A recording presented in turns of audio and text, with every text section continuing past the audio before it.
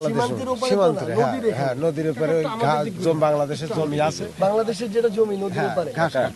দিল্লি না ঢাকা, ঢাকা ঢাকা, ভারত না বাংলাদেশ, বাংলাদেশ বাংলাদেশ, ভারতের দালালেরা হুঁশিয়ার সাবধান, দিল্লির দালালেরা হুঁশিয়ার সাবধান, মোদের দালালেরা হুঁশিয়ার সাবধান। গোলামি না আজাদি, আজাদি আজাদি, গোলামি না আজাদি, আজাদি আজাদি, দিল্লি না ঢাকা, ঢাকা ঢাকা, সীমান্তে মানুষ হত্যা।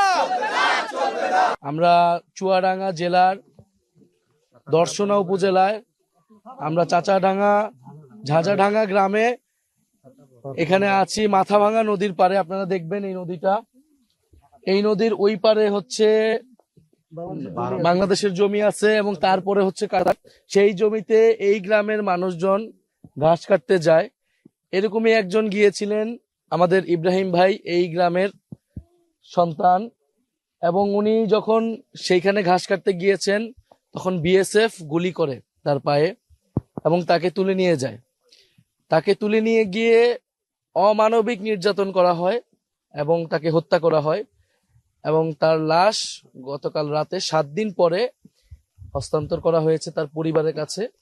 ইনি ইব্রাহিম ভাইয়ের বাবা। আমরা তার পরিবারের সাথে সাক্ষাৎ করেছি এবং তার পরিবারও এই হত্যার বিচার চেয়েছে এবং আর কোনো মায়ের বুক যাতে খালি না হয়। গায়ের জোরে ভারত বাংলাদেশের সাথে এই ধরনের আচরণ বারবার করছে।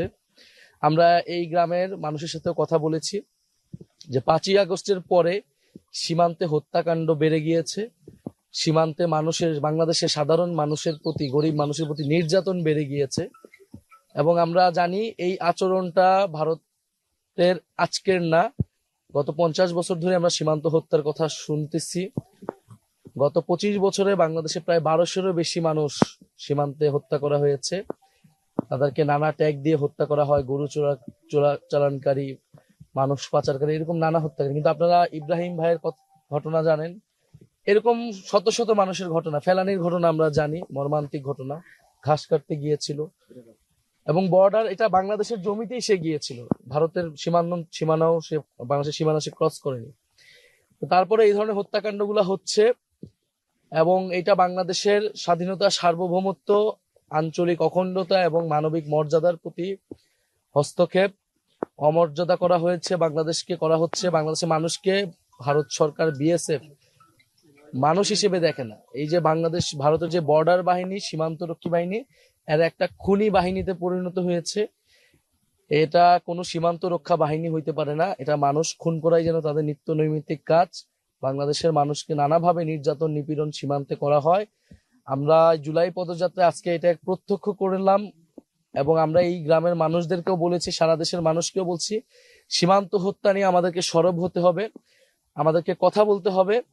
কোনোভাবেই সীমান্তে কোনো একটা গুলি চালাতে পারবে না বিএসএফ। কোনো ধরনের উস্কানি ছাড়াই তারা গুলি চালায়, সাউন্ড গ্রেনেড মারে এবং মানুষকে হত্যা করে তুলে নিয়ে যায়। আমরা এটার নিন্দা জানাই।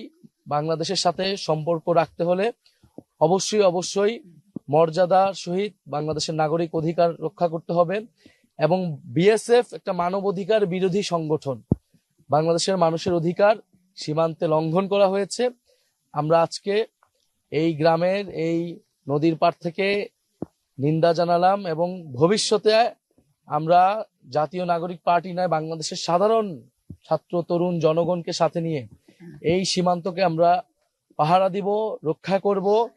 আমরা প্রতিরোধ গড়ে তুলব যদি সীমান্তে এই ধরনের হত্যাকাণ্ড, এই ধরনের নিপীড়ন চলমান থাকে। আমরা আজকে জুলাই পদযাত্রার অংশ হিসেবে চুয়াডাঙ্গা জেলায় এসেছিলাম, কিন্তু আমরা জানতে পারি যে চুয়াডাঙ্গা জেলার দর্শনা উপজেলার এই যে ঝাঁঝাডাঙ্গা যে গ্রাম, এই গ্রামের আমাদের মাথাভাঙা নদীর তীরে আমাদের একজন ভাই, চাচা একটু এদিকে আসেন, ভাইয়ের নাম আমাদের ইব্রাহিম ভাই। গতকালকে বাবা এখানে দাঁড়ান,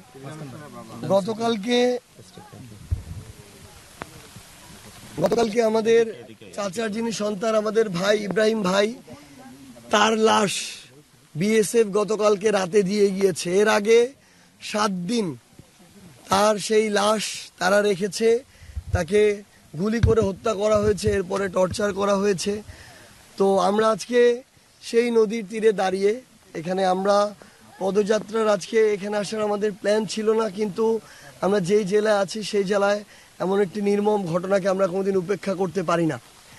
কারণ আমরা মনে করি এটা আমাদের বাংলাদেশের সার্বভৌমত্ব এবং জনগণের নিরাপত্তার প্রশ্নের একটা অংশ।